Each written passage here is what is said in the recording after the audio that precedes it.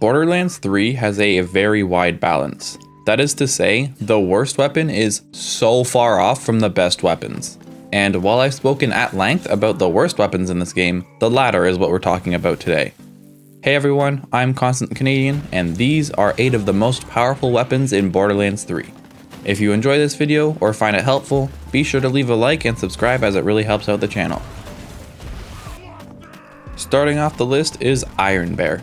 Now I know that technically Iron Bear is an action skill, but you deal damage with it, so I'm counting it. Iron Bear hasn't always been the complete map destroyer it is today, but with the addition of action skill mayhem scaling, as well as some very generous buffs to Iron Bear's damage, Iron Bear became absolutely unstoppable. It is so powerful, in fact, that it's possible, if not easy, to beat the entire game on Mayhem 11 with 0 skills and 0 gear, using only Iron Bear and its various weapons. Iron Bear is capable of one-shotting a very large majority of this game's bosses with the right build, and this is made even easier by the Iron Bear specific anointments that can increase Iron Bear's damage by up to 300%. With just 2 points in Vampire and an explosive attachment, you're essentially completely invincible. Iron Bear truly is an unstoppable beast of a mech, with the only real downside being that it's exclusive to Moze, naturally.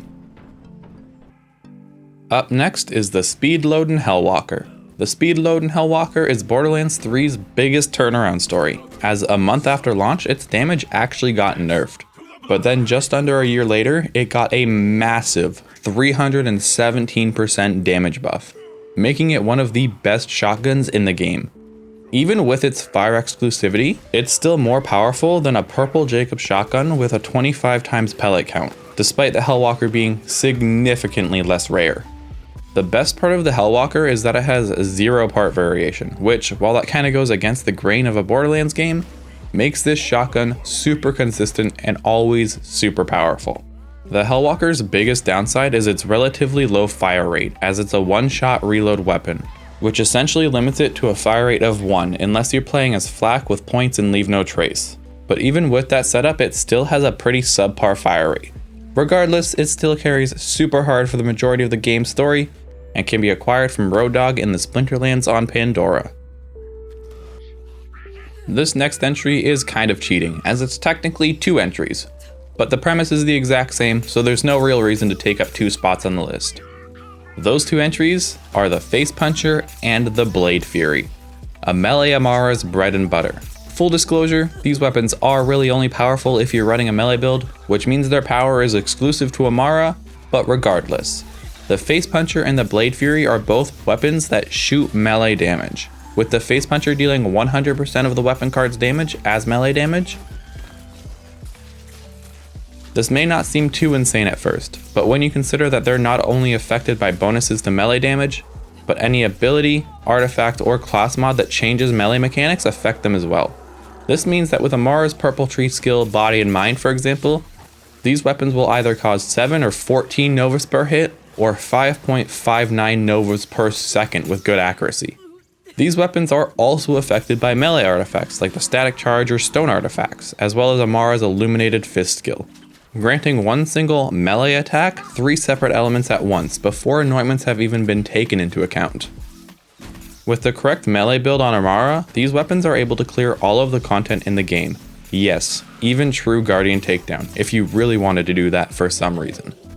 The Face Puncher drops from Moldok the Anointed in Floodmoor Basin on Eden 6, and the Blade Fury is available for purchase from the Bunker Master's Vault cards from DLC 6. Next up is a favorite, particularly of Moze mains, the Boom Sickle. The non-boom prefix Sickle by itself is a pretty boring weapon, just a simple assault rifle with lowish damage and a sickle bullet pattern. However, if the Sickle rolls with the boom prefix, then this story changes significantly. The boom prefix grants the Sickle bonus splash damage as well as an increase of 150% damage, turning this mid-tier assault rifle into a top-tier, fully automatic shotgun. As previously mentioned, this weapon is especially loved by Moze, as the 2 biggest downsides are the low mag size and high shot cost, which Moze's skill trees completely negate. And Moze's splash damage skills absolutely carry the damage of this weapon. You can still use the boom sickle on other Volt Hunters, but you'll probably want to carry a cut-purse launch pad with you for when you inevitably run out of ammo. The sickle drops from Anointed X4 in the Anvil on Eden 6. Good luck getting the boom variant though, as despite a 15% drop rate for the sickle, the boom prefix has about an 8.3 chance to roll on the weapon, which leaves about a 1.2% drop rate for this specific drop, without accounting for any parts or elements. It can also drop from the true Tink of Cunning at a 50% drop rate, but farming trial bosses is painful as well. The Free Radical is not only one of this game's best weapons, but also super simple. The Free Radical is a Maliwan pistol that is locked to shock element. But don't let that fool you, this weapon is a force to be reckoned with. The Free Radical is basically what would happen if you took the Hellshock pistol and gave it a 54% damage buff, splash damage, and bonus homing bullets per hit. This weapon is by far one of my favorite pistols in the game, and it's super powerful too. The Free Radical can clear out entire mobs of enemies without even breaking a sweat, and while it certainly isn't the most amazing boss killer, it still does pretty good work there as well. The Free Radical is especially amazing on Amara, but can be utilized by any of the 4 Volt Hunters. If you want this weapon for yourself, it drops from Beef Pliskin, a mini-boss in DLC 6 in Karas Canyon on Pandora. The Plasma Coil is quite possibly the best SMG in the entire Borderlands series, let alone in Borderlands 3, and beats out damn near every other weapon in this game. The Plasma Coil is an SMG manufactured by Maliwan.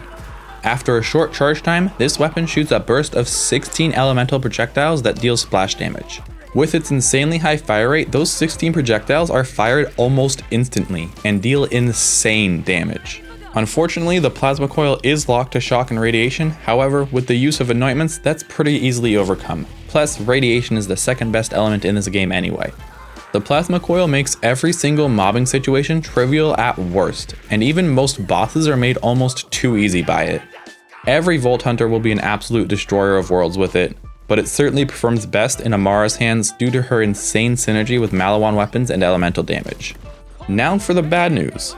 The Plasma Coil is a drop exclusive to Arms Race, which, regardless of how you feel about Arms Race, farming for weapons from it can be very testing of your patience and sanity.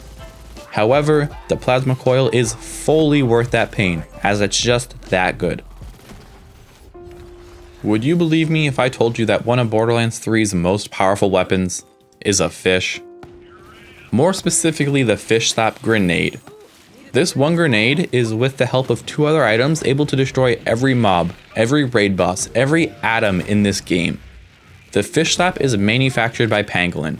This grenade's damage is counted by the game's formula as a melee damage. However, unlike the Face Puncher or Blade Fury, which have similar effects, the Fish Slap has obnoxiously high damage. And the Fish Slap also absolutely abuses the hell out of the Mayhem scaling system. Since it's technically melee damage, that means it gets melee Mayhem scaling on its damage. On Mayhem 11, with literally 0 skills or accessories, the Fish Slap outputs 957,000 damage. And that was corrosive on shields, which is about a 50% reduction.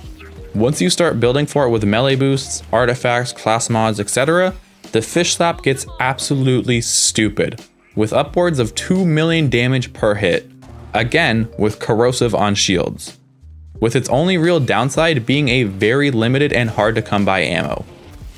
This grenade is most often used in tandem with the Unleash the Dragon artifact for some insane 4 million damage per second status effect, which, when combined with the next item on the list, gets even stupider.